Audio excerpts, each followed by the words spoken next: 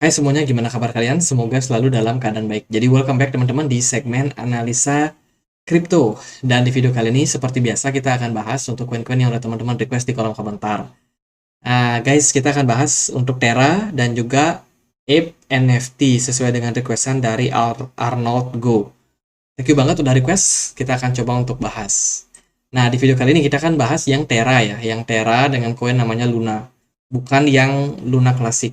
Kalau yang Luna Classic kita udah bahas 3 minggu lalu. Teman-teman, di pembahasan kita di YouTube ya, teman-teman silakan teman-teman kalau misalnya mau lihat pembahasan yang Terra Classic itu dengan keyword launch Andre Greystone, teman-teman langsung bisa dapat video yang ini. Ini videonya baru, kita bahas soal fundamental daripada Luna Classic. Nah, di video kali ini kita akan bahas yang Lunanya ya.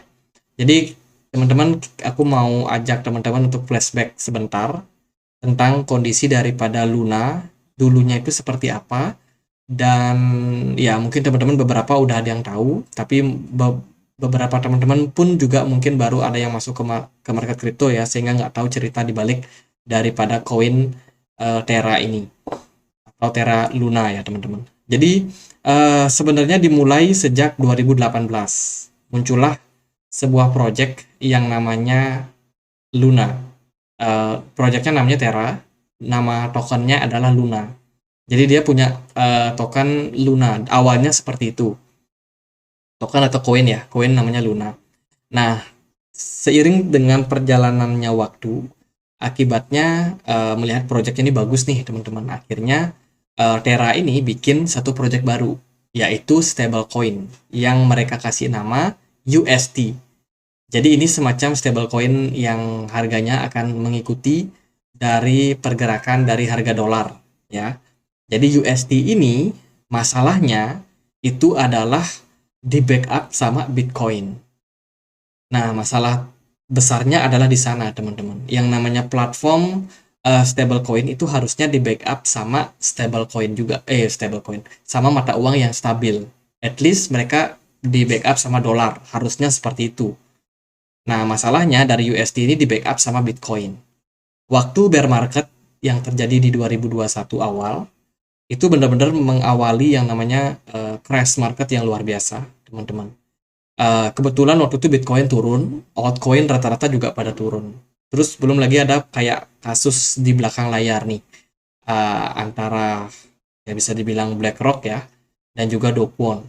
Jadi ceritanya seru nih, founder dari Luna ini seperti berkonflik gitu sama ya bisa dibilang elit ya, elit global. Nah, terus akibatnya apa? Akibatnya Bitcoin itu dibanting lah. Jadi singkat cerita Bitcoin harganya dibanting ya. Nah, karena harga dari Bitcoin turun, otomatis kan mereka punya stablecoin yang namanya UST ini ikutan valuasinya turun. Stablecoinnya akhirnya tidak sesuai 1:1 sama dolar Amerika ya. Itu menyebabkan apa? Menyebabkan proyek ini gagal, teman-teman. Jadi UST hancur, token Luna keseret juga, hancur juga akibatnya. Nah, setelah itu harga Luna benar-benar drop parah ya. Orang-orang juga udah kehilangan kepercayaan karena Do Kwon sendiri untuk mempertahankan harga USD supaya tetap stabil 1:1 dengan dolar, itu mereka harus jualin Bitcoin yang mereka punya terus-menerus karena itu adalah reserve-nya. Jadi kan di backup sama Bitcoin ya. Jadi ketika harga dari Luna apa namanya stablecoin Terra ini hancur, ya mereka harus jualin Bitcoin mereka. Akibatnya Bitcoinnya habis, collapse lah project ini, teman-teman. Dan akhirnya apa? Akhirnya banyak sekali komunitas yang kecewa. Kemudian singkat cerita bisa dibilang komunitasnya mau ambil alih. Karena Do Kwon sendiri akhirnya kabur ke banyak negara untuk menghindari dari kepungan polisi internasional ya teman-teman. Mereka Do Kwon sendiri sempat berpindah-pindah negara teman-teman demi melarikan diri. Jadi akhirnya ya sampai sekarang nggak ketangkap sih Do Kwon. Mereka masih bebas dan Luna pecah jadi dua kelompok. Yang pertama ada koin baru namanya Luna. Ya, ini adalah project Terra 2.0. Jadi project baru mereka namanya Luna dan project yang lama namanya Luna Classic. Jadi kurang lebih gitu singkat ceritanya, teman-teman. Lalu Terra yang baru ini apa nih? Proyeknya apa? Jadi kurang lebih proyeknya sih sama. Dia adalah penyedia blockchain untuk banyak sekali proyek yang bergerak di atas protokol ini. Kalau kita lihat dari informasinya di CMC, jadi Luna ini adalah protokol publik yang muncul dari Terra Classic ya. Teman-teman, jadi pembangunan Terra Classic diluncurkan di 2018 Januari, blockchainnya hancur dan bla bla bla bla. Akhirnya komunitas bikin yang namanya koin baru namanya Luna ini.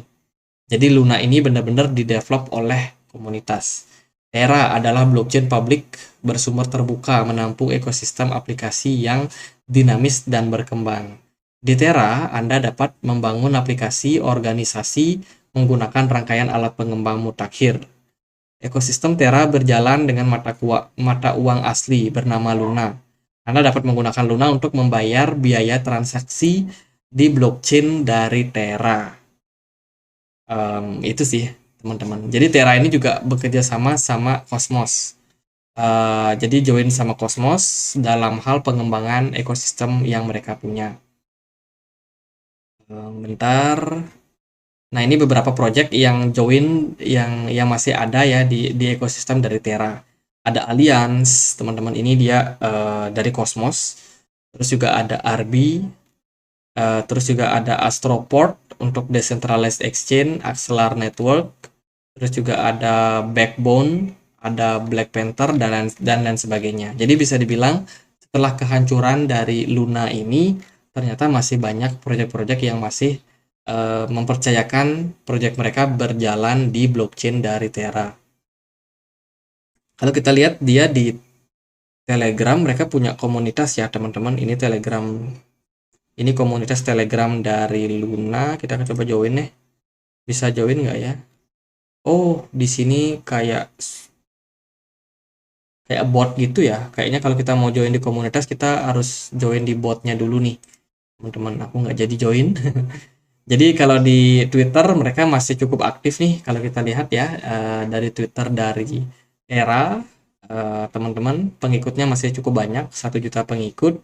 Kemudian berita-beritanya mereka sedang mengembangkan JavaScript ya kalau nggak salah, JavaScript programming language. Ini buat community teman-teman yang tentunya bisa digunakan ya oleh para developer daripada developer projectnya. Jadi by the way, project Luna ini sudah tidak di-develop lagi sama Dokwon. Dokwonnya kabur. Dan yang take lead adalah komunitasnya. Jadi otomatis kalau sebuah project dipegang oleh komunitas, berarti ya mereka harus sedia untuk meluangkan waktu, mungkin terus juga mungkin nggak dibayar, mungkin nggak dapat profit juga, sehingga proyeknya cenderung agak kurang powerful lagi, teman-teman. Jadi itu banyak, ini sesuai pengalaman ya, banyak sekali melihat proyek-proyek yang digerakkan oleh komunitas akhirnya tidak berkembang. Kenapa? Karena developernya sendiri ya ibaratnya mereka kerja, mereka perlu makan. Mereka meluangkan waktu, programming segala macam, upgrade ini itu, mereka butuh makan. Mereka butuh jalan-jalan, liburan, singkatnya mereka butuh duit lah. Kalau mereka nggak dibayar, ya siapa yang bayar komunitas mereka? Kan nggak ada, kecuali kalau ada investor yang masuk. Jadi biasanya proyek-proyek yang dipegang sama komunitas cenderung agak kurang berkembang. Ataupun kalaupun berkembang ya cenderung slowing, teman-teman. Jadi itu yang teman-teman wajib untuk perhatikan terhadap proyek-proyek yang dipegang sama komunitas. Itu sih, tapi kalau secara proyek mereka memang masih jalan lah, teman-teman. Untuk Luna ini yang baru, dia punya maksimum supply unlimited. Terus supply totalnya itu ada di 1 miliar. Sementara yang beredar sekitar 371 juta Luna. Yang baru, Luna yang baru bisa diperdagangkan di Binance, KuCoin, Kraken, Bitfinex, OKX. Mari kita coba cek untuk harganya si Luna ini apakah menarik atau enggak. Kita akan pakai chart yang ada di Binance kali ya. Ini kita pakai chart yang di Binance, pergerakannya cenderung turun terus. Ya, ini teman-teman. Jadi dulu ya, dulu Luna itu ngeri ya. Kalau kalau kita ingat-ingat yang dulu ngeri banget teman-teman. Dulu harganya itu 114 dolar. 114 dolar. Karena crash parah, nyungsep lah harganya teman-teman. Bahkan sampai di bawah 1 dolar. Kemarin waktu recover, Luna berhasil dipompa balik naik ke 10 dolar. Tapi nggak berlangsung lama, setelah dipegang sama komunitas, harga dari Luna terus mengalami penurunan. Jadi itu realita yang ada pada market. Saya pribadi jujur nggak tahu apakah harganya nanti bisa naik atau enggak. Tapi teman-teman, ibarat sebuah bisnis ya, sebuah bisnis udah punya rekam jejak yang buruk, apakah bisnis itu masih bisa dipercaya oleh para investor? Coba teman-teman pikirkan sendiri, atau mungkin ya bisa bisa kasih jawaban ya teman-teman. Misalkan teman-teman nabung nih di sebuah bank, teman-teman tahu harta kalian itu pernah hilang di bank itu. Nah, pertanyaannya apakah kalian bakalan invest lagi, balik lagi ke bank itu karena diiming-imingi cuan dan lain sebagainya, atau enggak? Tentu saja kepercayaan investor itu kayak gelas kaca yang kalau udah pecah ya udah pecah, teman-teman. Mau dilem seperti apapun nggak akan bisa menghilangkan apa namanya bekasnya ya. Nggak akan kembali normal lagi seperti sedia kala. Pasti akan ada cacat lah teman-teman. Jadi kurang lebih kayak gitu. Kepercayaan investor pun juga kayak gitu. Even dia udah di take lead sama komunitas ya tetap aja. Luna bakalan sangat sulit buat dipercaya lagi. Tapi perkara apakah harganya naik atau enggak, kalau kita perhatikan sejak Juni 2022 kemarin, pergerakan dari Luna benar-benar tidak dimasuki atau disusupi oleh smart money. Kita pakai indikator smart money di sini guys. Nah, selama Luna ini ada chart birunya, itu berarti masih ada smart money-nya.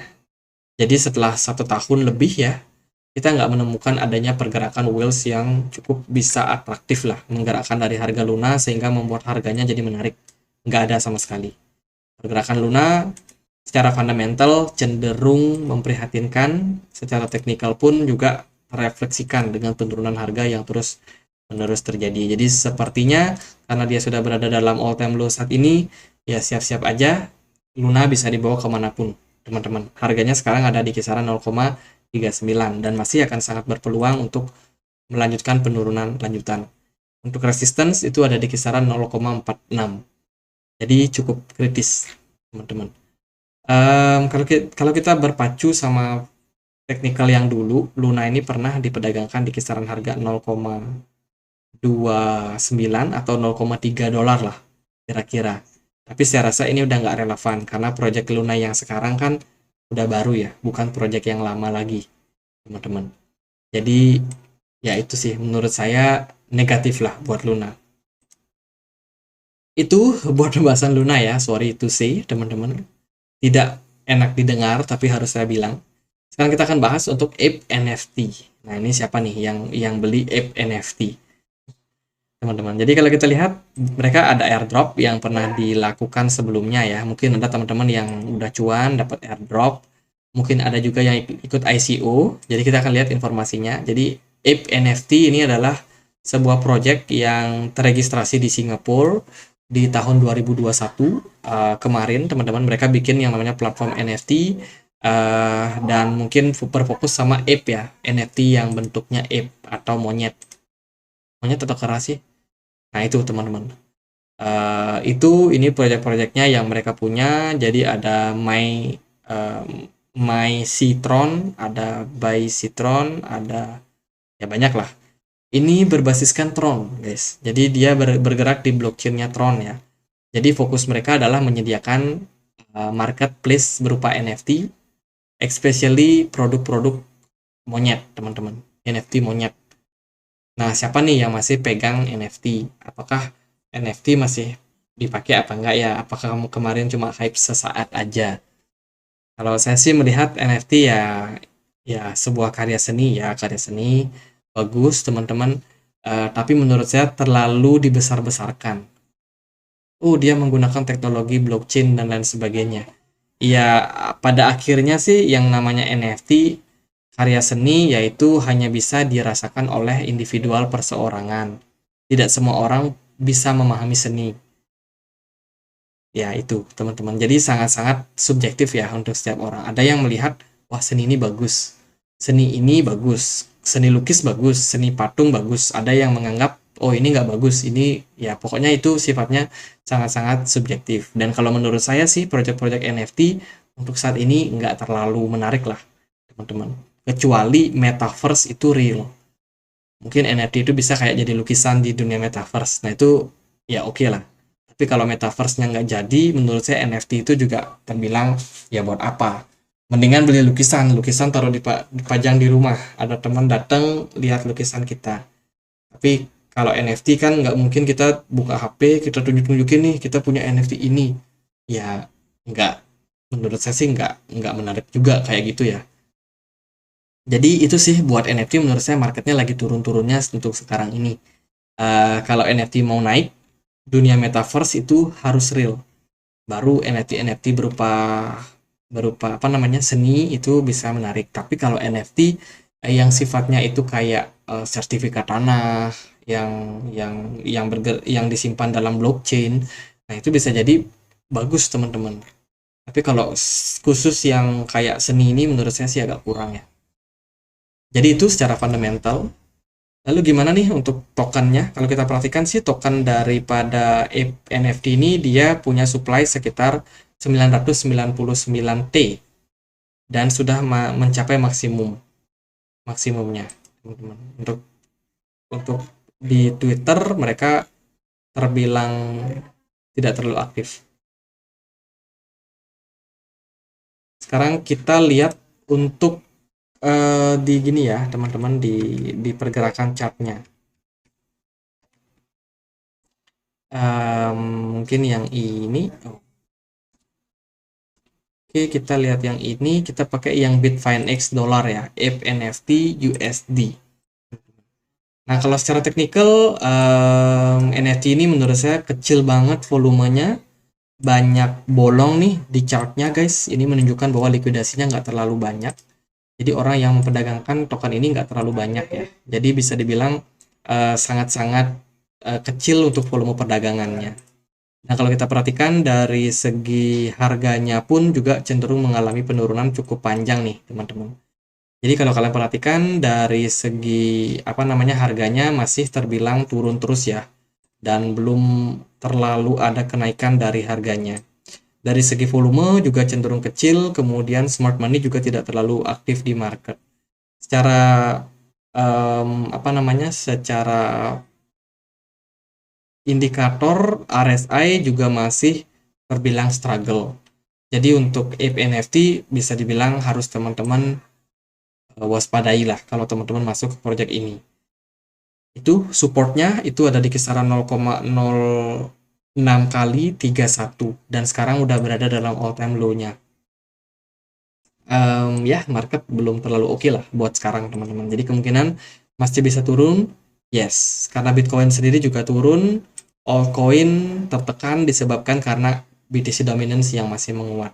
Jadi untuk Luna dan juga Ape NFT gitu aja teman-teman. So far market lagi downtrend. Tapi semoga videonya bisa bermanfaat buat teman-teman. Aku mau info juga kita punya komunitas diskusi di Telegram buat yang mau join, yang mau dapat apa namanya update-update terbaru juga ataupun mau sekedar berdiskusi bisa langsung join ya. Linknya bisa temukan di kolom deskripsi. Jadi gitu aja. Akhir kata saya Andri, makasih.